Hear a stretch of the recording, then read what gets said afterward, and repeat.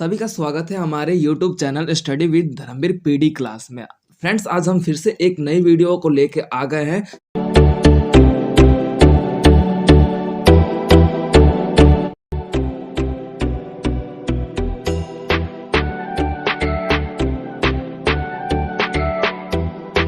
ये आपका इग्नू का थर्ड ईयर का कोड है BPAS 186 तनाव और एवं समय प्रबंधन, जो कि इसका हमने फोर्थ चैप्टर तक कवर कर लिया है। अब तक हम फोर्थ चैप्टर में ये पढ़ते आए कि तनाव क्या है, तनाव होता है, तनाव को समझना कैसे होता है, तनाव के बारे में पढ़ा, तनाव के प्रतिरूप के बारे में पढ़ा और कार्यस्थल के बाद पे तनाव कैसे हमें मिलता है, ये चैप्टर नंबर 4 में पढ़ा। तो उन सभी चैप्टर्स का वीडियो का लिंक मैं आपको डिस्क्रिप्शन में मेंशन कर दूंगा। आप डायरेक्ट जाके वहां से लिंक से वीडियो को विजिट कर सकते हैं। ओके स्टूडेंट, तो आज के सेशन में हम अपने फिफ्थ चैप्टर के बारे में पढ़ेंगे कि फिफ्थ चैप्टर में है क्या। तो फिफ्थ चैप्टर का नाम है अपर्याप्त समय प्रबंधन कार्य निष्पादन पर प्रभाव। यानी कि अपर्याप्त जो समय प्रबंधन है, अपर्याप्त यानी कि जैसे मतलब एक होता है प्राप्त और एक होता है अपर्याप्त। यानी कि कहने का मतलब है कि हमें किसी अच्छे तरीके से अपर्याप्त है, मतलब पूरा लिमिटेशन है उस पर। तो जो समय होता है वो आपका क्या होता है कि अपर्याप्त है, इस पे किसी प्रकार का ये नहीं है कि आपको अनलिमिटेड मिल रखा है समय। तो इसीलिए हमें उसे प्रबंधन करना चाहिए, यानी कि मैनेज करना चाहिए।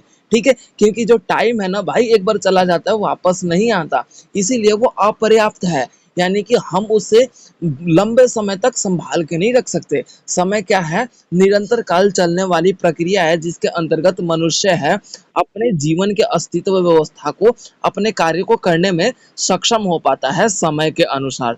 अगर कोई मनुष्य अपने समय के अनुसार चलता है तो वो अपने जीवन में बिना किसी तनाव व्यवस्था से वो अपने आप को मुक्त हो पाता है और समय के अनुसार अपने कार्यों को करने में सक्षम हो पाता है। तो हम चैप्टर नंबर 5 में यही पढ़ने वाले हैं। ओके स्टूडेंट, ठीक है। तो अब हमारा आ जाता है 5.0 उद्देश्य के बारे में पढ़ेंगे, थोड़ा उद्देश्यों पर हम गौर करेंगे। अपर्याप्त को हम कह सकते हैं दोषपूर्ण समय प्रबंधन। ठीक है, यानी कि अपर्याप्त जो है उसका हम दूसरा लैंग्वेज देखा जाए तो इसे दोषपूर्ण समय प्रबंधन के नाम से जानेंगे। जिसमें क्या होता है कि हम अपने समय को प्रबंधन करने की विशेषता के कारण, अगर हम अपने समय को प्रबंधन कर लेते हैं तो किसी भी कार्य को निष्पादन पर प्रभाव, यानी कि कार्य निष्पादन यानी कि कार्य को करने में जो हमें देरी आती है, विलंबता आता है, उस पे प्रभाव डालता है। मान लो कि आपको मैंने कोई काम दिया, तो आप अपने उस काम को अगर टाइम मैनेज करके कर लेते हो तो आपका क्या है, कार्य पर जो है नेगेटिव इफेक्ट नहीं पड़ेगा, पॉजिटिव इफेक्ट पड़ेगा। जैसे फॉर एग्जांपल मैंने एक मतलब एक्टिविटी दिया और आपने एक्टिविटी को टाइम मैनेजमेंट करने के साथ साथ टाइम पे कर लेते हो, तो मैं आपको क्या कहूँगा, very good, that's a good. आपने समय पे कर लिया काम को, तो ये क्या है, गुड रिजल्ट है, यानी कि पॉजिटिव रिजल्ट है। ठीक है, तो ये क्या है, ये कब हो पाता है, जब आप अपने समय को प्रबंधन करते हो, मैनेज करते हो। ठीक है, तो हम अब बात कर लेते हैं 5.1 प्रस्तावना। प्रस्तावना का जैसे मैंने बहुत बार बता दिया है कि प्रस्तावना का मतलब क्या होता है, जो हम चैप्टर में पढ़ने वाले हैं उस चैप्टर का एक इंट्रोडक्शन के रूप में होता है। ठीक है, तो देखो इस प्रस्तावना का क्या है, दोषपूर्ण। देखो इसमें क्या है कि अपर्याप्त को 3-4 पार्टों में डिवाइड किया है। अपर्याप्त का मतलब सही अर्थ देखा जाए असक्षम। ठीक है, आप बोल सकते हो दोषपूर्ण, कमी, खराब, अपूर्ण, घटिया, असंतोषजनक। ये क्या है, अपर्याप्त है, यानी कि जो हमें प्राप्त नहीं है, जो पूरी मात्रा में हम जिसका उपयोग नहीं कर सकते। भाई कमी है कि भाई मैं उस चीज का उपयोग नहीं कर सकता। अब मान लो पानी है, पानी भाई आपका अपर्याप्त है, यानी कि पूरी तरीके से आपको प्राप्त नहीं है। उसमें कमी क्या है कि आप एक निश्चित समय तक ही पानी को उपयोग कर सकते हो, आने वाला भविष्य में आपका पानी जो है समाप्त हो जाएगा, खारा पानी हो जाएगा सब चीज। तो क्या है, ये अपर्याप्त है। ठीक है, जिसमें एक दोष है। अनलिमिटेड में कौन सा है भाई, आपका वायु हो गया, धूप हो गया, मिट्टी हो गया, ये क्या है भाई, आपका बोल सकते हो अनलिमिटेड है। तो ये अदोषपूर्ण है, इसमें कोई दोष नहीं है। समझ में आया। तो इस स्थिति में ये हमारा प्रस्तावना के अंतर्गत इसका परिभाषा क्लियर होता है। समझ में आ गया सभी को। तो अब हमारा है टॉपिक है 5.2 मुख्य बनावट। मुख्य बनावट की बात कर ली जाए तो जो हमारा समय है, जिसके अंतर्गत हम अपने कार्य पर प्रभाव डालते हैं, जिस पर हमारे कार्यों का क्या है, इफेक्ट पड़ता है। ठीक है, तो अब हमारा जो पॉइंट है, संसाधन के रूप में समय का कम मूल्यांकन। संसाधन के रूप में समय का कम मूल्यांकन, यानी कि जो हमारा संसाधन है, देखो एक होता है विकसित समाज और एक होता है अविकसित समाज। तो देखो जिस समाज में क्या है, संसाधन है, उसके रूप में हम समय है ना, उसका मूल्यांकन व्यवस्था देखा जाता है। अब मान लो कि जो विकसित समाज होगा ना, वो समय की प्रायोरिटी को बहुत अच्छे से समझ रहा होगा कि समय कितना इम्पोर्टेंट है। एम आई राइट और नॉट? अब मान लो कि ये हम इस तरीके से समझ सकते हैं कि कोई एक, बोल सकते हो कि जो ईमानदार स्टूडेंट है, जिसको एक लक्ष्य बनाकर चल रहा है, वो समय की कीमत को समझता है। ऐसा है? ठीक उसी प्रकार से ये संसाधन के रूप में समय का कम मूल्यांकन जो है, ये इसमें तर्क वितर्क दिया गया है एक विकसित और अविकसित देश के बारे में, या फिर विकासशील देश के बारे में, कि जो एक विकसित देश है, वो समय की चेष्टता जो है ना, उसे समझता है। लेकिन जो विकासशील देश है, वो समय की जो चेष्टता होती है उसे कम समझते हैं। अगर समय के अनुसार वो अपने आप को विकसित करने की ठाने, तो भाई विकसित समाज है। ठीक है, यानी कि समय की इंपॉर्टेंस को समझ रहा है। भाई हमें पता है कि हमारा जो एज है ना, 18 से लेके 25 तक जो एज है ना, ये हमारा ऐसा समय है जिसमें हम कामयाब हो जाएंगे, अन्यथा असफल रह जाएंगे। ठीक है, लेकिन करता कौन है भाई? जो एक लक्ष्य बना के चलता है, जो एक टारगेट बना के फिक्स कर चलता है, तो वही क्या है, एक बोल सकते हो कि इंटेलिजेंट, और बोल सकते हो कि हार्ड वर्कर है, या फिर बोल सकते हो कि ब्रिलियंट है, कुछ भी आप बोल सकते हो। ठीक है, जिस प्रकार से कोई विकसित देश है ना, वो क्या करता है, समय की चेष्टता को समझता है कि समय कितना इंपॉर्टेंट है, समय के अनुसार हमारा विकास करना निश्चित है, अन्यथा हमारे देश का जो गरीबी है वो बढ़ जाएगा। तो ये क्या है, हमारा बोल सकते हो कि एक विकसित और विकासशील देश के बीच एक अंतर के रूप में समझाया है कि जो संसाधन होते हैं, अगर किसी देश में संसाधनों का उपयोग जो है बेहतर तरीके से हमें समय पर पता चल जाता है, तो हम उन संसाधनों का उपयोग करने के साथ साथ अपने आप को विकसित समाज की श्रेणी में खुद को स्वयं को रखने में कामयाब हो पाते हैं। क्लियर हो गया? अब उसके बाद हमारा आ जाता है सेकंड पॉइंट, नैतिक निहितार्थ। नैतिक निहितार्थ में हमें ये बताया जा रहा है कि जो नागरिक है, उसकी एक नैतिकता है, यानी कि उसकी एक स्वयं की, मतलब कैटेगरी है कि भाई उसे, मतलब अपने लाइफ में नागरिकता का क्या भूमिका होना चाहिए, उस चीज को समय के अनुसार समझता है। कई बार हम देखते हैं ना कि जो नागरिक होते हैं उनको हम सेवाएं प्रदान करते हैं, जैसे जन्म हो गया, मृत्यु हो गया, प्रमाण पत्र हो गया, जाति प्रमाण पत्र हो गया, व्यवसाय हो गया। ये क्या है, अगर मान लो कि लाइसेंस हो गया, या फिर आयकर हो गया, या फिर आय विभाग हो गया, ये आपका क्या है, नैतिक निहितार्थ है। मान लो कि ये आप देखते होगे कि कई बार हमें इन सभी चीजों को बनाने में बहुत कठिनाई सामना करना पड़ता है। मतलब भाई प्रमाण पत्र बनाना है, तो भाई इधर जाओ उधर जाओ, इधर जाओ उधर आओ। ठीक है, तो कई बार हमारा काम असफल रह जाता है, जिसके कारण क्या है भाई, हम तनाव से पीड़ित हो जाते हैं कि है यार हमारा काम है समय पे नहीं हो पाया। ऐसा है ना? होता या नहीं होता सभी के साथ, कि भाई किसी को आय प्रमाण पत्र बनवाना था, किसी को लाइसेंस बनवाना था, किसी को व्यवसाय विभाग का मतलब कर बनवाना था, उद्योग संबंधित व्यवस्था का प्रमाण पत्र बनाना था। तो क्या है, वो आपका नैतिक निहितार्थ है, यानी कि नीति व्यवस्था से संबंधित है। तो ये क्या है, अगर समय के अनुसार नहीं हो पाता है, तो आप क्या होता है कि तनाव की श्रेणी में स्वयं को महसूस करने लगते हो। ठीक है, तो ये क्या है, हम समय प्रबंधन के करने के साथ साथ ही इस चीज को कर सकते हैं। लेकिन आज के भ्रष्टाचार जो दौर है ना, भ्रष्टाचार चारों तरफ फैला हुआ है। इन भ्रष्टाचारों के कारण क्या है, हम नैतिक व्यवस्थाओं का जो स्वरूप है उसको बेहतर तरीके से नहीं चला पाए हैं, जिसके कारण क्या है, हमारी जो भूमिका है महत्वपूर्ण रूप से असफल होती नजर आ रही है। क्योंकि कि जो भ्रष्टाचार है, वो आज गरीबों के लिए एक बोल सकते हो कि श्राप के समान है। भाई गरीब लोग भ्रष्टाचार के रूप में चपेट में फंस जाते हैं। भाई पैसे ना होने के कारण उनका जो काम है सफल असफल रह जाता है, जिसके कारण वो अपने आप को तनावपूर्ण अवस्था में महसूस करने लगते हैं, वो तनाव से ग्रसित हो जाते हैं। क्लियर हो गया? अब उसके बाद हमारा अगला पॉइंट है, थर्ड पॉइंट, कार्य जीवन असंतुलन। यानी कि भाई हम कार्य, नाम से पता चला ना, कार्य जीवन असंतुलन, यानी कि जो हम कार्य कर रहे हैं अपने जीवन में उससे संतुलन, भाई असंतुलन है भाई, हम उससे संतुलन व्यवस्था बैलेंस नहीं है। कि भाई मान लो कि आप नौकरी कर रहे हो, व्यवसाय कर रहे हो, आप लोगों ने कई बार देखा होगा कि ऐसा बोलते हैं कि मैं ये नौकरी कर रहा हूँ ना, बस मजबूरी है कि घर परिवार को चलाना है। एम आई राइट और नॉट? आप लोगों ने कई बार अपने पेरेंट्स के मुंह से भी सुना होगा, सुना ही होगा। ठीक है, क्योंकि कई बार क्या होता है ना कि हम जैसा काम करते हैं उस काम की वफादारी हमें मिलती नहीं, सेकेंड ऑफ थिंग। या फिर कई बार ऐसा होता है कि हमारा जो काम है वो काम हमारे परिवार को खुशियों का जो है गला घोटने का काम कर रहा है, हमारे परिवार की जो खुशियां होती है उसको बोल सकते हो मारने का काम कर रहा है। क्यों? क्योंकि बहुत से ऐसे काम होते हैं, कई बार कई मतलब कभी भी हमें बुला लेते हैं जिसके कारण हम अपने परिवार से समय बिताना, टाइम स्पेंड करना नहीं कर पाते, जिसके कारण क्या है, हमारा जो पारिवारिक व्यवस्था है वो डगमगाता रहता है। ठीक है, तो इस स्थिति में जैसे आपको मैं एक बात बता दूं, जो पुलिस की नौकरी होती है ना, 24 आवर्स पुलिस को छुट्टी लेने का अधिकार नहीं होता, 24 आवर्स वो एक्टिव रहते हैं।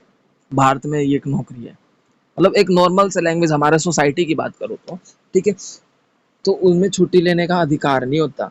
अगर वो बंदा मतलब जॉब पे है तभी वो छुट्टी है, मतलब जॉब जॉब पे है तो कोई दिक्कत नहीं है, घर पे भी है तो भाई उसे एक्टिव ही रहना पड़ेगा। इसलिए तो वॉकी टॉकी उनको दिया जाता है कि कभी भी उन्हें कॉल करके बुलाया जा सकता है, इसीलिए दिया जाता है। ठीक है, आर्मी का तो कुछ अलग ही है भाई, उनका तो कुछ कहना ही नहीं, उनकी तो छुट्टी और ना छुट्टी हो बराबर ही है। ठीक है, तो ये क्या है, हम अपने कार्य से असफल और असंतुलन व्यवस्था में स्वयं को महसूस करते हैं, जिसके कारण कई बार हम उस काम को लेके, उस नौकरी शाही व्यवस्था को लेके अपने आप को तनाव से ग्रसित कर लेते हैं। क्यों? क्योंकि भाई हम जिस कार्य पर काम कर रहे हैं उस स्थिति में हम अगर किसी काम को समय पर नहीं कर पाते हैं तो उस अवस्था में हमारे मालिकों के द्वारा, या फिर बोल सकते हो हमारे जो बोल सकते हो बॉस होते हैं उनके द्वारा हमें हम पर कई तरह से व्यंग किया जाता है। तो इस स्थिति में हमारा जो कार्य संतुलन है वो काफी व्यवस्थित रूप में तनावपूर्ण देखने को मिलता है। क्लियर हो गया? अब उसके बाद हमारा अगला पॉइंट है 5.3, कार्य अभिविन्यास। कार्य अभिविन्यास 5.3 पे आ जाएंगे हम। तो हमारे कार्य अभिविन्यास का मतलब ये है कि जो हमारे कार्य है ना भाई, उसमें हम किसको प्राथमिकता पहले दे, किसको हम मतलब सही पहले बोले, किसको गलत बोले, इसका चुनाव करना कठिन होता है। अब मान लो कि भाई कोई काम है, मान लो कि आपको मैंने 10 काम दे दिया, उस काम को कौन सा पहले काम को इम्पोर्ट मतलब पहले करना चाहिए, कौन से काम को बाद में करना चाहिए, भाई कौन से काम को कैसे करना चाहिए, इन सभी में क्या करते हो, इन सभी झमेलों में आप फंसकर अपने आप को तनाव से ग्रसित कर लेते हो। ऐसा होता है या नहीं होता सभी को कि यार नहीं यार, मम्मी ने ये दिया ना काम, मम्मी इतने दिन नहीं है ना घर पे, तो पहले कौन सा काम करे, घर की साफ सफाई कर ले, या फिर रिश्तेदार आने वाले घर की साफ सफाई कर ले, या फिर बोल सकते हैं कि उनके लिए पूरा रूम डेकोरेट मतलब सही कर ले, क्या करे। तो ये क्या होता है, हम तनाव से ग्रसित हो जाते हैं, इसे हम कार्य अभिविन्यास बोलते हैं। यानी कि हम अभी कौन सा काम करें, कौन से मतलब काम को प्रायोरिटी पहले दे, कौन से काम को प्राथमिकता पहले दे।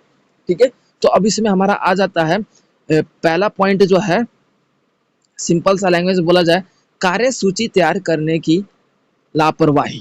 अब मान लो कि नाम से पता चल रहा है कि भाई कार्य सूची तैयार करने की लापरवाही क्या है, भाई नाम से पता चल रहा है आपको, कोई दिक्कत वाली बात नहीं है, समझ सकते हो।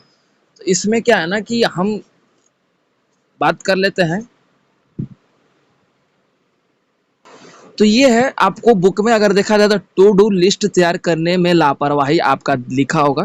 ठीक है, तो इसे हम बोलते हैं कार्य सूची तैयार करने में लापरवाही। अब देखो इसमें क्या होता है, जो मनुष्य होता है ना, मतलब बहुत ही विचलन व्यवस्था में होता है, यानी कि उसका जो मानसिकता है वो एक स्थान।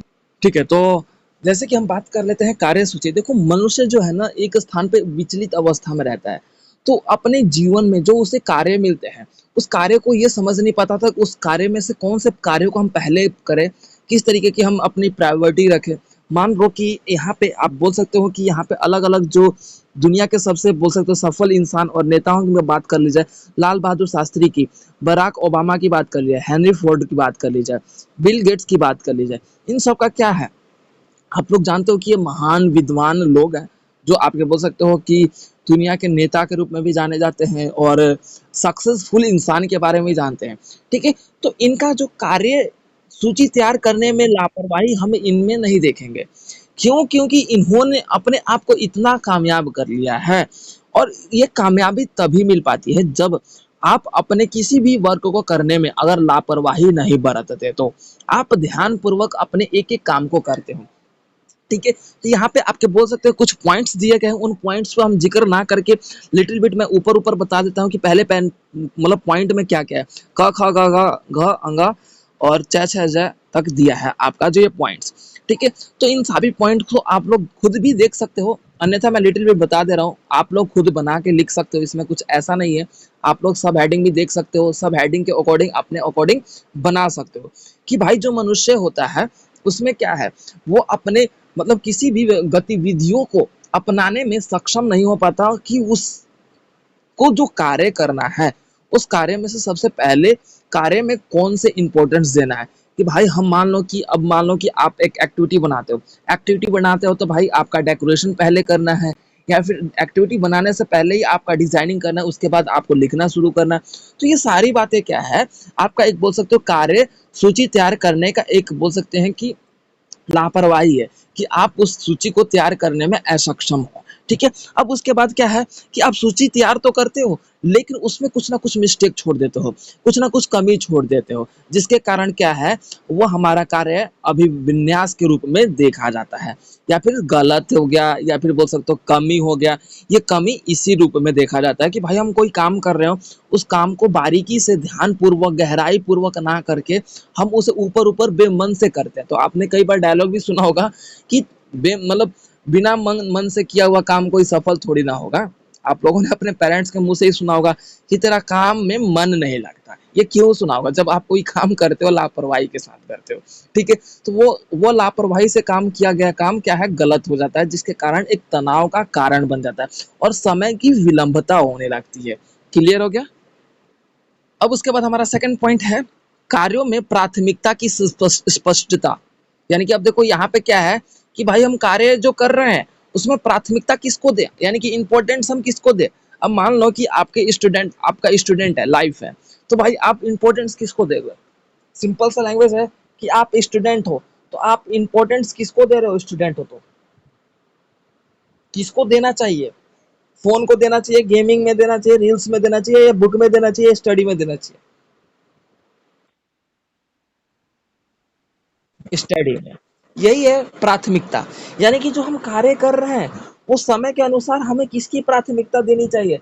समय के अनुसार भाई हमें किसको इम्पोर्टेंस देना चाहिए। तो ये हमारा क्या है, कार्यों की प्राथमिकता को स्पष्ट समझ। यानी कि जब हम किसी भी कार्य में किसको प्राथमिकता देना है, उसकी समझ हो जाएगी, तो हम किसी भी काम को समय के अनुसार करने में सक्षम हो पाते हैं, अन्यथा हम उसमें विफल हो जाते हैं। ठीक है? क्लियर हो गया। अब उसके बाद फिर हमारा अगला पॉइंट आ जाता है, थर्ड पॉइंट है गलत समय पर सही काम। अब देखो, नाम देखो, यहाँ पे सब हेडिंग देखो, गलत समय पर सही काम। यानी कि कई बार आपने देखा होगा कि कुछ कार्य ऐसे होते हैं जो हमें सही करते हुए भी गलत काम हो जाता है, या फिर हम गलत समय पर सही काम कर देते हैं। मतलब वो रहता है तुक्के वाली बात हो जाती है ना, लक पे डिपेंड वाली बात हो जाती है। मान लो कि भाई आप समय के अनुसार क्या करते हो, भाई अपना पढ़ाई नहीं करते, यानी कि बोल सकते हो आपका लाइफ है कि भाई 18 से 25 साल की उम्र में अवस्था में आपको अपने लाइफ में सेटल होना, कामयाब होना, अपने पैरों पे मतलब कोई जॉब अच्छी सी मिल जाना। ठीक है, लेकिन आप क्या है उस समय पे मतलब सही समय पर गलत काम करते हो। गलत काम क्या कि भाई आवारागिरी, रील्स देखना, मोबाइल चलाना, गेम खेलना, चैटिंग करना, ये क्या एक गलत काम है। ठीक है, तो क्या होता है कि कई बार हम गलत समय पर सही काम कर लेते हैं। अब सही काम कैसे कर लेते हैं, मान लो कि भाई पहले हमने 25 साल की अवस्था में भाई हमने कामयाबी को लक्ष्य को ध्यान से समझा ही नहीं, उसकी तरफ भागा ही नहीं, तो अब क्या है आपका जो समय आया वो गलत हो गया। ठीक है, कि भाई अब उस अवस्था में तो यार मतलब लड़का तक सेटल हो जाना चाहिए, लेकिन वो सेटल नहीं है।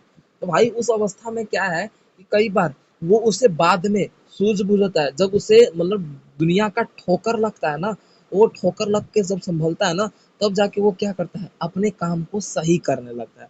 तो ऐसा बोला जाता है ना कि इंसान वो नहीं सिखा पाता जो एक ठोकर लग के सीखता है इंसान। समझ रहे हो? तो क्या है, गलत समय पर सही। ठीक है, तो वही बात है कि एक ये ऐसा डायलॉग भी बोला जाता है कि पुस्तकों में सारी ज्ञान नहीं मिल जाती, इंसान अपने वातावरण और समाज के ठोकरों से भी बहुत कुछ सीखता है। ठीक है, तो ये क्या है कि गलत समय पर सही काम की अवस्था जब बात कर ली जाए, तो हम कुछ मामलों में देख सकते हैं। जिस तरीके से हम एक बात कर लेते हैं भोजन, यानी कि बात कर लेते हैं हमारा जो भोजन ग्रहण करने की अवस्था। एक एग्जाम्पल और ले लेता हूँ, जैसे भोजन ग्रहण करने की अवस्था है। तो मान लो कि बहुत से मतलब ऐसे होते हैं कि जो एक भोजन ग्रहण करने का समय अवधि होता है, उस समय क्या करते हैं भाई, वो भोजन ग्रहण नहीं करते। ठीक है, लेकिन काम सही कर रहे हैं। अब मान लो कि एक जो हमारा प्रातः काल की बात कर ली जाए, तो हमारा शाम की बात कर लेते हैं, तो 8 बजे से 9 बजे तक हमें भोजन ग्रहण कर लेना चाहिए। इससे पहले भी हाँ कर लेना चाहिए। यानी कि देखा जाए तो 7 से 8 के बीच हमारा भोजन ग्रहण करने का रात्रि का टाइम है। लेकिन इंसान क्या करता है, 9 बजे 11 बजे ग्रहण करता है। देखो भाई, काम सही कर रहा है मतलब खाना गलत नहीं है ना खाना, लेकिन भाई समय गलत है। समझ रहे हो? तो वही लॉजिक हो जाता है कि भाई हम कई बार होता है कि गलत समय पर सही काम करते हैं। तो भोजन वाला उदाहरण ले सकते हो।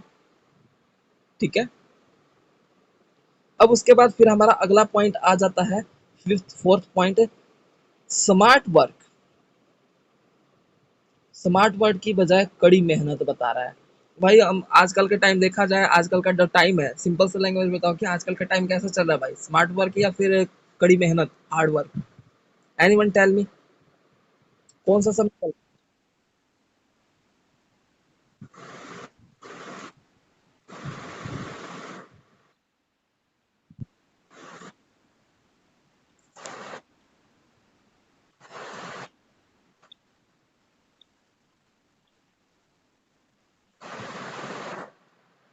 बहुत अच्छा बात है, बहुत अच्छा है। ठीक है, तो हम हमारा बात कर लेते हैं स्मार्ट वर्क के बजाय कड़ी मेहनत। देखो आजकल का टाइम है, आमतौर पर हम देख सकते हैं कि जो सफल इंसान होते हैं ना, वो मेहनत करके ही अपनी सफलता प्राप्त करते हैं। लेकिन आजकल असफल लोग में भी आपके बोल सकते हो स्मार्ट वर्क होने के कारण उनका वो सफलता हमें झलकने को देखने को मिलता है।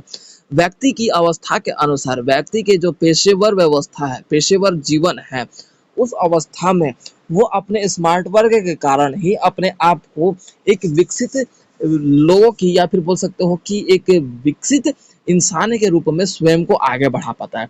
समय की बात कर ली जाए, तो बहुत से लोग हैं स्मार्ट वर्क तरीके से अपनी रणनीति को अपनाते हुए स्वयं को सफल करने में सक्षम हो पाते हैं, जिसके माध्यम से वो अपने जीवन को बेहतर तरीके से आगे बढ़ा सकते हैं। ठीक है, जिस तरीके से जितना हम बात कर लेते हैं कि कड़ी मेहनत की, तो कड़ी मेहनत के अनुसार हम बात कर लेते हैं स्मार्ट वर्क आज भली भांति हमारे समाज में हम देख सकते हैं। नौकरी में प्रदर्शन हो गया, मानवीय व्यवस्था का जो अवस्था है, उसमें अगर हम आगे बढ़ने की बात करी जाए, तो आज मेहनत की जगह हम स्मार्ट वर्क की स्थिति की वैल्यू ज़्यादा देते हैं। ठीक है, क्योंकि स्मार्ट वर्क का मतलब ही होता है स्मार्टली हर एक चीज़ को परफेक्टली करने का। मेहनत जो कि आप देख सकते हो, किसान हो गया, रेडी चलाने वाला हो गया, रिक्शा चलाने वाला व्यक्ति, इससे ज़्यादा मेहनती कौन हो सकता है? ठीक है, तो इस स्थिति में हम देखते हैं कि इनकी अवस्था, आज देखते हैं कि मतलब इनके पास खाने पीने की मतलब ऐसा नहीं कि हम इसे बोल सकते हो कि टोंट कर रहे हैं, या फिर बोल सकते हो कि हम इसे गलत नज़रों से देख रहे हैं, लेकिन हमारा समाज का जो स्थिति है, उसके अनुसार हम ये बात समझ सकते हैं कि स्मार्ट वर्क की जो व्यवस्था है, वो बेहतर और बोल सकते हो विकसित व्यवस्था के रूप में देखा जाता है, जिसके कारण स्मार्ट वर्क जो है, वो समय की इम्पोर्टेंस को बहुत ज़्यादा समझता है। और इससे क्या होता है, स्मार्ट वर्क के कारण हमारे समय का मैनेजमेंट है, वो बेहतर तरीके से हो पाता है। क्लियर हो गया? ठीक है, उसके बाद हमारा अगला पॉइंट है मनोवृत्ति आयाम। मनोवृत्ति आयाम की बात कर ली जाए कि जो हमारी मानसिक स्थिति है, यानी कि जो हमारा मानसिक सोच व्यवस्था है, उसके अनुसार हम अपने समय को कैसे मैनेज करते हैं, उसके बारे में पढ़ेंगे। तो यहाँ पे क्या है, हमारा पहला पॉइंट है अपर्याप्त कार्य संस्कृति। देखो, अपर्याप्त कार्य संस्कृति की बात कर ली जाए, तो इसमें ये है कि अपर्याप्त कार्य संस्कृति की तो अगर विशेषता की बात करी जाए तो एक सेकेंड, ठीक है। तो इसमें क्या है ना कि मनुष्य अपने जीवन में अपने बोल सकते हो बर्बादी हो गया, या फिर बोल सकते हैं कि अपने जीवन में जो पैसे खर्च करना, या फिर बोल सकते हो पूजा पाठ करना, तो इसमें क्या है कि आज हम अपर्याप्त कार्य संस्कृति, यानी कि हम अपने आज के टाइम पे देखा जाए तो हमारे वातावरण में ऐसे कई ढोंगी भी हैं जिनके चपेट में कुछ ऐसे लोग आ जाते हैं और उस पे अंधविश्वास करके लाखों करोड़ों रुपए खर्च करते हैं। तो ये क्या है, हमारे एक संस्कृति का लूट-पाट का जो धंधा चला हुआ है हमारे समाज में, उसे अपर्याप्त कार्य संस्कृति की श्रेणी में रख रहा है। कि यानी कि जो मनुष्य है, उसका जो मनोबल है ना, उसकी जो मानसिक सोच व्यवस्था है, वो इतनी छोटी हो गई है, इतना कमज़ोर हो गया है, जिसके कारण वो स्वयं का विकास ना करके, वो संस्कृति के माध्यम से दूसरों को मतलब बोल सकते हो कि प्रताड़ित कर रहा है, या फिर बोल सकते हो लुभा रहा है, या फिर बोल सकते हो कि संस्कृति का होड़ देके दूसरों को लूटने का काम कर रहा है। ठीक है, जिसके कारण अपर्याप्त कार्य संस्कृति यानी कि इसका कोई आज लिमिट नहीं है, कब खत्म हो कब ना हो। ठीक है, खत्म भी हो सकता है, नहीं भी हो सकता है, लेकिन आजकल के टाइम पे हम देख सकते हैं कि भाई इसका कोई लिमिटेशन नहीं है, क्योंकि हर एक गली नुक्कड़ पे दो तीन साधु का एक बोल सकते हो ड्रामा मिलेगा ही मिलेगा। ठीक है, तो हमारा अब सेकंड पॉइंट आ जाता है समय की पाबंदी में कमी। अब देखो समय की पाबंदी में कमी है, अब आज के टाइम पे ही देख लो भाई, आज स्टूडेंट लाइफ ही देख लो, आप लोग देख रहे हो कि समय की पाबंदी हमारे पेरेंट्स के द्वारा हमारे ऊपर समय की पाबंदी नहीं लगाई है कि नहीं तुझे इतने में कामयाब होना है, नहीं तो मैं तेरा घर परिवार का जो भी है खाना खर्चा जो भी है मैं तेरा नहीं चलाने वाला। तो ये जो है समय की पाबंदी जो है ना, उसकी कमी आज हम अपने सोसाइटी में देख सकते हैं। यानी कि टाइम लिमिटेशन नहीं है, उसका जो है टाइम लिमिटेशन का प्रेशर नहीं है हमारे ऊपर, जिसके कारण क्या है, हम अपने कार्य में भी जो बोल सकते हो कि समय की पाबंदी में हम देख सकते हैं कि अलग अलग क्षेत्रों में आप लोगों ने देखा होगा जो प्रोग्राम होते हैं, या फिर बोल सकते हो कि कोई महोत्सव ऑर्गेनाइज किया जाता है उत्सव बनाने के लिए, तो आप लोगों ने देखा होगा कि समय की पाबंदी की कमी पाई जाती है कि भाई कोई समय पे नहीं आता। आप लोगों ने एक हिंदी में चैप्टर पढ़ा ही होगा, ठीक है, पढ़ा ही होगा ना सेकंड सेकंड ईयर में, कि उसमें कैसे आपका बोल सकते हो कि 11 सदस्यों की बैठक होती है, जो गरीब लोगों के लिए बैठक बुलाई जाती है। ठीक है, तो वो समय की पाबंदी उसमें क्या था, खराबी व्यवस्था में देखा गया। ठीक है, तो इस स्थिति में क्या है कि हम अपने कार्यों को लेके समय के ऊपर पंक्चुअल नहीं है, या फिर समय के ऊपर पाबंद नहीं है कि नहीं यार मुझे इस समय में इस टाइम में मुझे ये फिक्स करना है, मुझे कामयाब होना है, इसकी कमी है, जिसके कारण क्या है, मनुष्य अपने जीवन में सफल नहीं हो पा रहा। क्लियर हो गया। अब उसके बाद हमारा अगला पॉइंट है कार्यात्मक शैली। कार्यात्मक शैली देखो, ये तो कार्यात्मक शैली आपने चैप्टर नंबर 4th में पढ़ ही लिया होगा, कार्यालय स्थल पर मतलब तनाव प्रबंधन। देखो कार्यात्मक शैली क्या है, तो इसमें जो है हमारा कार्य करने का जो तौर तरीका है ना, उसकी अस्पष्टता, या फिर बोल दिया कि उसकी सफलता हमारे समय को निर्धारित करता है। जो मान लो कि कोई भी व्यक्ति है, वो किसी कार्य को करने में सक्षम हो पा रहा है, तो भाई उसका समय, वो अपने समय को लेके मतलब निष्ठस्त हो, पंक्चुअल हो, अपने समय की कीमत को समझता हो, उसकी इम्पोर्टेंस को समझता हो, तभी तो भाई वो समय के अनुसार कार्य को करने में सक्षम हो पाए। तो इसका हम पहला पॉइंट पे ध्यान देंगे। हमारा इसका पहला पॉइंट है समय सीमा के बारे में अस्पष्टता। अब देखो कार्यात्मक शैली में हम ये देखेंगे कि समय सीमा के बारे में अस्पष्टता, यानी कि हमें कब समय पर किस समय पे क्या काम करना चाहिए, इसका बोध हमें ना होने के कारण हमारा जो है कार्य जो है समय की विलंबता के कारण होता है।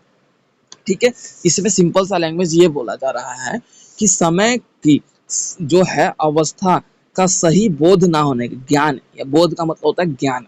ठीक है, समय का जो सदुपयोग है कि किस समय हमें कौन सा काम करना चाहिए, उसका अगर ज्ञान नहीं होता तो हम अपने लक्ष्य और तथा बोल सकते हो कि लक्ष्य को जो प्राप्त करने की अवस्था है उसमें विलंबता कर लेते हैं, देरी लग जाती है हमें उसे प्राप्त करने में। ठीक है, तो इस स्थिति को ही समय सीमा के बारे में अस्पष्टता बोला जाता है, जो स्पष्ट नहीं है, जिसे हमारा ज्ञान नहीं है कि हमें अपना कौन सा काम कब करना चाहिए। ठीक है, अब आप लोगों ने देखा होगा स्टूडेंट लाइफ में कि भाई स्टूडेंट ज़्यादातर फ़ोन में बिजी होते हैं, पढ़ते कम है। 5-6 मिनट आधे घंटे पढ़ेंगे, लेकिन 24 आवर्स में 6-7 घंटे फ़ोन चलाएंगे। तो ये बताओ कि आपको समय की अस्पष्टता तो दिख ही रही है। सीधी सीधी बात है कि समय अनुसार आपका जो कर्तव्य है, जो काम है, उस चीज़ को ना ध्यान देखिए, आप किसी और चीज़ में लगे पड़े हो। तो ये क्या है, समय सीमा के बारे में अस्पष्टता। क्लियर हो गया? अब हम बात कर लेते हैं अगले पॉइंट का, 5.5 का सेकंड पॉइंट, विलंब। विलंब का मतलब आप लोग समझ ही रहे हो। ठीक है, यानी कि देरी, बाधा। ठीक है, तो इसमें क्या है, समय की बर्बादी भी हम देख सकते हैं। विलंब का मतलब होता है बाधा, समय की बर्बादी, देरी होना। ठीक है, कोई काम कार्य पर ना होना, समय पर ना होना, वो हमारा विलंब कहलाता है। तो इस स्थिति में इंसान यहाँ पे दिया गया है, इंसान का जो स्वाभाविक आलस्य इसका सबसे बड़ा कारण बनता है कि हम किसी कार्य को विलंब करते हैं, देरी करते हैं।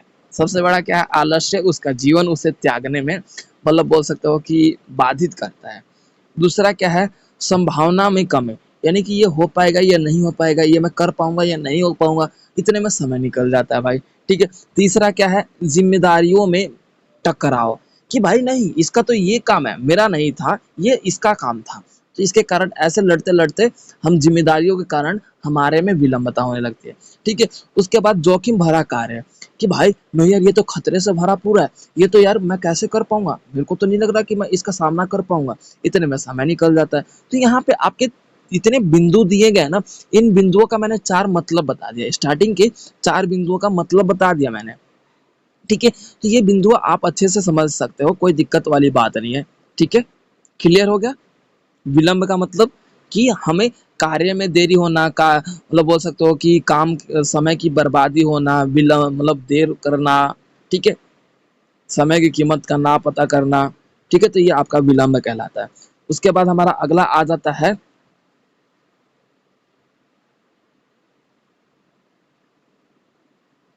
पार्किंसंस का नियम। पार्किंसंस का नियम है यहाँ पे। तो ये देखो, सिंपल सा लैंग्वेज है कि एक विद्वान है, सिनार्थियोट पार्किंसंस, जो है उसका एक नियम है। एक ब्रिटेन का नौसैनिक इतिहासकार के रूप में इसे जाना जाता है। उसने बताया कि जो इसने एक पुस्तक भी लिखी, पार्किंसंस लॉ या the of the pursuit of progress and the सिद्धांत के रूप में जाना जाता है इस पुस्तक का नाम। ठीक है, तो इस पुस्तक में यही लिखा गया कि जो इंसान जो किसी चीज में दिलचस्पी रखता है, उस चीज को वो समय से कर लेता है। तो इसलिए बोला जाता है कि इंटरेस्ट जगाओ, इंटरेस्ट यानी कि दिलचस्पी जगाओ। क्या है कि हम कई बार देखते हैं कि हम किसी भी काम को करने में तभी सक्षम हो पाते हैं जब उससे हम लगाव करते हैं, यानी कि दिलचस्पी करते हैं, यानी हमारा दिल उससे जुड़ा रहे ना, तभी हम उस काम को करने में सक्षम हो पाते हैं। ठीक है, तो पार्किंसंस की जो नियम है ये यही बात बोल रहा है। क्लियर हो गया? अब उसके बाद हमारा अगला पॉइंट है, फोर्थ पॉइंट, समय के हिसाब में कमी। समय के हिसाब में कमी, यानी कि देखो कई बार होता होगा कि जो आपके पास समय मिलता है ना, उसी की सबसे बड़ी कमी हो जाती है। आपने कई बार देखा होगा कि क्लास में टेस्ट देती है मैम, तो आप लोग कहते हो चिल्ला के, मैम इतने कम समय में इतना सारा चैप्टर कैसे होगा मैम? ये आप लोगों ने बोला है ना, सभी ने बोला है, A to Z स्टूडेंट ने बोला है। I am because I am also include कि मैंने भी ये बात बोला था अपने स्टूडेंट लाइफ में। ठीक है, तो क्या होता है कि समय के हिसाब से में कमी जो है हमें देखने को मिलता है। देखो हमारा जो जीवन है वो समय अनुसार बाधाओं से पूर्ण है, जिसके कारण क्या होता है कि हम अपने मापदंडों का समय के हिसाब से हितायत को नहीं समझ पाते और उसका अनुमान नहीं लगा पाते, जिसके कारण समय हमें मतलब किसको कब कितने हिसाब से देना चाहिए। मान लो कि अपने रिश्तेदारों को हमें कितना समय देना चाहिए, अपने फ्रेंड्स को कितना समय देना चाहिए।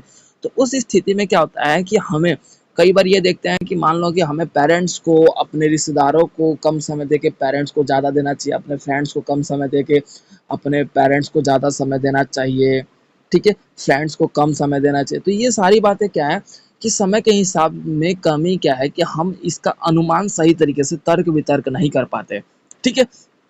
कि भाई किस समय को हम कितना किस टाइम पे दें और किस अवस्था में दें, किस किस को अपना समय है कितने हिसाब से दें, इसकी कमी हमें देखने को मिलता है। क्लियर हो गया? ठीक है, तो उसके बाद हमारा आ जाता है 5.6 योजना प्रणाली। अब देखो कोई भी काम करने के लिए भाई योजना बनाई जाती है, योजना यानी कि प्लानिंग की जाती है भाई। अब मान लो कि एक शादी का मतलब पूरा महोत्सव होता है, तो भाई योजना बनाई जाती है कि भाई तिलक कब है, हल्दी कब है, बारात कब है, तिलक के दिन ये होगा, इतने रिश्तेदारों को बुलाना है, इतने रिश्तेदारों का खाना बनवाना है। तो क्या एक योजना यानी कि इसे प्लानिंग बोलते हैं। ठीक है। अब स्कूल में फेयरवेल होता है कि भाई हमें इस फेयरवेल पे इतने स्टूडेंट आएंगे तो उन स्टूडेंट्स के लिए खाना पीना सब बंदोबस्त होगा। ये सारा क्या एक प्लानिंग है। ठीक है। तो योजना प्रणाली अब हम बात कर लेते हैं। तो हमारा फर्स्ट पॉइंट आ जाता है 5.6 का फर्स्ट पॉइंट अपर्याप्त योजना। अपर्याप्त योजना में हम ये देखेंगे कि समय प्रबंधन के अनुसार हम सुदृढ़ योजना बनाने में कठोर होते हैं कि भाई समय को भी हम देखते चले और योजना भी परफेक्टली बना ले। आप लोगों ने देखा होगा कि कई बार बोलते और इतने कम समय में सब चीज की तैयारी कैसे कर पाएंगे। सुना है ना? सुना या नहीं देखा? सुना तो होगा। ठीक है। तो ये क्या है अपर्याप्त समय में यानी कि समय भी प्रबंधन करते रहे यानी कि टाइम को भी मैनेज करे और योजना बेहतर तरीके से कर ले। तो अपर्याप्त योजना इसे यही कहा जाता है जिसमें हम ये होता है कि समय कम होने के कारण हमारी जो स्थिति है उस अवस्था में हम दूसरों का मदद लेते हुए अपने कार्य को करने और उस योजना को बेहतर करने में हमारा जो ध्यान होता है उस ध्यान को हम एक जगह पे केंद्रित करते हुए अपने लक्ष्य के अनुसार उस योजना को बेहतर तरीके से करने में अपने आप का प्रयास करते हैं और उस जिम्मेदारी को बखूबी एक लक्ष्य को निर्धारित करते हुए समय के अनुसार करने का मतलब प्रयास करते हैं। वही हमारा अपर्याप्त योजना कहलाता है जिसमें हमें ये भी फिक्स नहीं होता कि हाँ समय पे हो जाएगा, बस हमें करना है अपने लक्ष्य को यानी कि अपने काम को करना है। इस टारगेट को लेके हम चलते हैं और अपने काम को अपने लक्ष्य को बना के अपने काम को सफल कर लेते हैं। ठीक है। अब उसके बाद हमारा आ जाता है अपर्याप्त मूल्यांकन। अब देखो इसमें क्या है अपर्याप्त मूल्यांकन। मूल्यांकन का मतलब होता है बोल सकते हो कि हम मूल्य समझे। तो इसमें क्या होता है कि हम जो योजना बना रहे हैं उसकी योजना को हम क्या क्या बातें रखें कि नहीं इस बात को मतलब ये होना चाहिए, इतने खाने की वैरायटी बननी चाहिए। ठीक है। अपर्याप्त मूल्यांकन तो इसमें क्या होता है कि इसमें भी हमारी कठोरता होती है। आपने देखा होगा कि कोई भी अगर आप लोगों का फंक्शन आप लोग अपने भाई बहन किसी भी शादी में देखिए देखा ही होगा कि भाई हम कई बार क्या होता है कि इतने लोगों के लिए खाना बना लेकिन कई बार खाना भी घट जाता है या फिर कई बार होता है कि खाना ज़्यादा बहुत ही ज़्यादा हो जाता है। कई बार होता है आइटम की वैरायटी थोड़ी कम हो जाती है, कई बार होता है कि आइटम की वैरायटी बहुत ज़्यादा हो जाती है तो रिश्तेदार कहते हैं कि नहीं उनके घर में तो शादी के वैरायटी में बहुत ज़्यादा बना था। तो क्या है कि हम क्या होता है कि उसकी मूल्यांकन नहीं कर पाते कि कितनी आवश्यकता है, कितनी मात्रा में उसकी मतलब कितनी क्वांटिटी चाहिए। तो इसका जो मूल्यांकन है उसे हम करने में बाधित हो पाते हैं। ठीक है। तो ये अपर्याप्त मूल्यांकन था। अब उसके बाद हम बात कर लेते हैं हमारा 5.7 संरचना की प्रक्रिया। देखो संरचना की प्रक्रिया क्या है कि भाई हम रचना नहीं कर पाते कि भाई हमारे लिए क्या बेहतर है, क्या मतलब सही है, क्या नहीं है। उस चीज को हम बेहतर तरीके से अपने समाज के वातावरण से तर्क वितर्क नहीं कर पाते। तो वो हमारा संरचना और प्रतिक्रिया के रूप में देखा जाता है। तो हमारा पहला पॉइंट है अपर्याप्त व्यवस्था प्रबंधन। अपर्याप्त व्यवस्था प्रबंधन में ये देखा जाता है कि जो असंगठित व्यवस्था है जिसमें आपका बोल सकते हो कि पुराने फर्नीचर हो गया, पुरानी कंप्यूटर हो गई, प्रिंटर हो गया, स्कैनर हो गया, लैपटॉप हो गया, ये क्या है सिंपल सा लैंग्वेज में बोला जाए तो इसका हम आज देखते हैं ना आज के टाइम पे ये एग्जांपल आपको बुक में दिया गया है लेकिन आपको ये समझ में नहीं आएगा। मैं आपको बता दे रहा हूँ अपर्याप्त व्यवस्था प्रबंधन यानी कि इनका जो है हम सही तरीके से व्यवस्थित रूप में इसका प्रयोग नहीं करते। आप लोगों ने देखा होगा कि पुराने फर्नीचर हो गए, पुराने कंप्यूटर हो गए, प्रिंटर हो गए, स्कैनर हो गए, लैपटॉप हो गए, ठीक है, या फिर कोई मशीन हो गया, तो इनको हम ना सही से व्यवस्था के अनुसार नहीं लगा के रखते, या फिर मतलब एक तय के रूप में नहीं रखते कि नहीं यार ये कोना इसी के लिए फिक्स कर दिया गया। हम ये पुराने हो जाने के कारण ना इसको हम फेंकते हैं ऐसे जिसका कोई मूल्य ही ना हो। ठीक है, तो यही बात बोल रहा है कि अपर्याप्त व्यवस्था प्रबंधन, कि हमें अपने पुराने काम को, पुराने जो सोच है या फिर पुरानी जो मशीनें हैं या फिर पुराने जो वस्तुएं हैं, उनको हम इम्पोर्टेंस नहीं देते, उनका प्रबंधन नहीं करते कि कैसे उसका मैनेज करना चाहिए, कैसे उसे मतलब संभाल के एक कोने में रख कर उसके लिए स्पेस बना के रखना चाहिए। ठीक है, तो ये आपका अपर्याप्त प्रबंधन कहलाता, अपर्याप्त व्यवस्था प्रबंधन कहलाता, सॉरी सॉरी। ठीक है, तो यहाँ तक समझ में आ गया सभी को। अब उसके बाद हमारा अगला पॉइंट है अपर्याप्त प्रतिनिधि मंडल।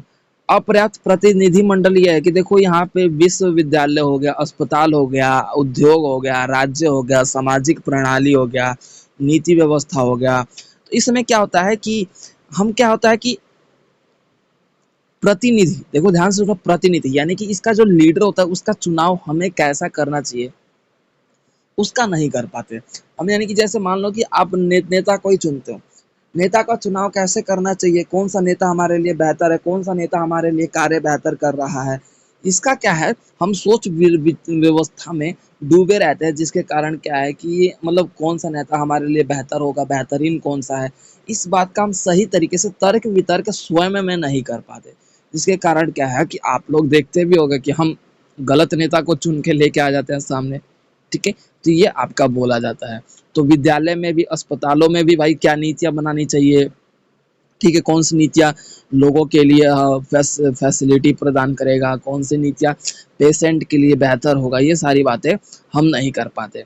ठीक है, उसके बाद हमारा आ जाता है थर्ड पॉइंट, समय बर्बाद बर्बाद करने वाले। भाई समय बर्बाद करने वाले नाम से ही पता चल रहा है, कोई बताने की ज़्यादा एक्सप्लेनेशन करने की ज़रूरत नहीं है कि कई ऐसे इंसान होते हैं जो समय पर कोई काम ना करके समय की बर्बादी करते हैं, समय के इम्पोर्टेंस को नहीं समझते। उसके अलावा वो और सारी काम करेंगे लेकिन समय की वैल्यू और समय को बर्बाद करना उनका जो एक लक्ष्य है वो लेकर चलते हैं, वो समय पर कोई काम नहीं करते। तो समय बर्बाद करने वाले, आप इसमें कुछ भी अपने अनुसार लिख सकते हैं, कोई दिक्कत वाली बात नहीं है। ठीक है, अब उसके बाद आपका अगला पॉइंट है फोर्थ पॉइंट, अनुत्पादक और विलंबकारी बैठकें। देखो अनुत्पादक और विलंबकारी बैठकें, इसमें ये बताया जा रहा है। ठीक है, तो इसमें क्या है कि कई हम बैठकें ऐसी होस्ट होती हैं जो मतलब बैठकें तो बुलाई जाती है लेकिन अस्पष्ट होती है, उसका कोई उद्देश्य नहीं होता कि भाई इस बैठक बुलाई क्यों गई है, इस बैठक का उद्देश्य क्या है, क्या काम है, कोई काम मतलब वो बैठकें मतलब बोल सकते हो कि वहीं बुला दिया गया। आप लोगों ने देखा भी होगा कि कई बार स्कूल में पढ़ाई नहीं होती लेकिन स्कूल में बुला दिया जाता था, आप लोग कहते भी थे यार आज कुछ पढ़ाई भी है, मास्टर तो ऐसे ही हमें बुला दिया फालतू में, हमारा टाइम इससे बड़े हम घर पे ही ना पढ़ लेते। ऐसा होता है सभी की लाइफ में। ठीक है, तो ये क्या होता है कि ये विलंबकारी बैठकें होती है, वह बैठकें होती है जिसमें कोई मतलब लक्ष्य नहीं होता कि भाई ये बैठक क्यों बुलाई जा रही है, इस बैठक का क्या लक्ष्य है, इस बैठक में कौन से कार्य पे फोकस किया जाएगा। बातूनी अवस्था होती है इस बैठक में, क्या होता है कि लोग बातूनी करते हैं, यानी कि बातें बनाने वाले होते हैं। ठीक है, तो आप लोगों ने सेकंड चैप्टर में, सेकंड ईयर के जो है एक चैप्टर है, थर्ड चैप्टर, गुरप्रीत, और बोल सकते हो कि राम भरोसे श्याम भरोसे, और बोल सकते हैं कि ये आपका पात्र भी था। ठीक है, तो उसमें भी कैसे किस तरीके से बैठक बुलाई गई थी कि भाई वेल ग्रेड जो लोग हैं, वेल ग्रेड या फिर बोल सकते हो श्रमिक लोग हैं, किसान जो लोग हैं, उनके लिए बैठक बुलाई गई थी, उनके लिए नीतियाँ बुलाई गई, लेकिन भाई वो चाय पी के मूंगफली खा के चले गए, लेकिन उस बैठक का सुनवाई नहीं हुआ। ठीक है, तो इस बात के अनुसार हम समझ सकते हैं कि जो विलंबकारी बैठक होता है उसमें बातूनी लोग आते हैं, बात बनाने वाले लोग आते हैं। ठीक है, जिसके कारण समय की बर्बादी होती है।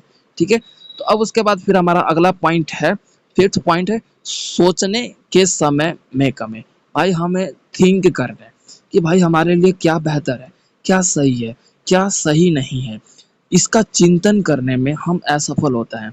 हमारी जो सोचने समझने की शक्ति है वो हमें कम होने के कारण हम इन सभी का जो विस्तार है अच्छे से सोच नहीं पाते, समझ नहीं पाते, जिसके कारण क्या है, हमारी जो व्यवस्था है उस स्थिति में हम अपने काम को अपने समय के अनुसार अपने कार्य को नहीं कर पाते हैं। क्लियर हो गया। हेलो, क्लियर है सभी स्टूडेंट्स? ठीक है।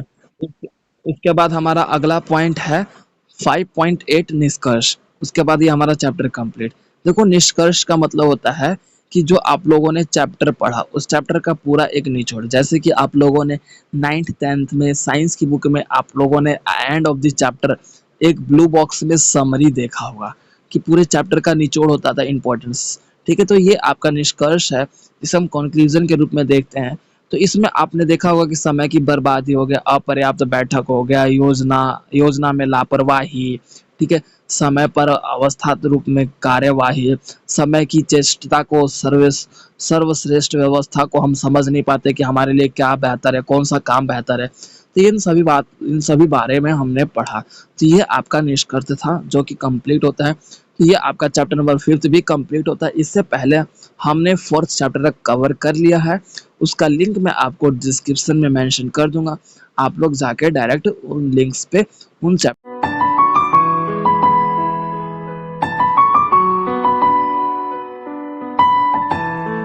तो वीडियो को like, comment, share and subscribe करना ना भूलें।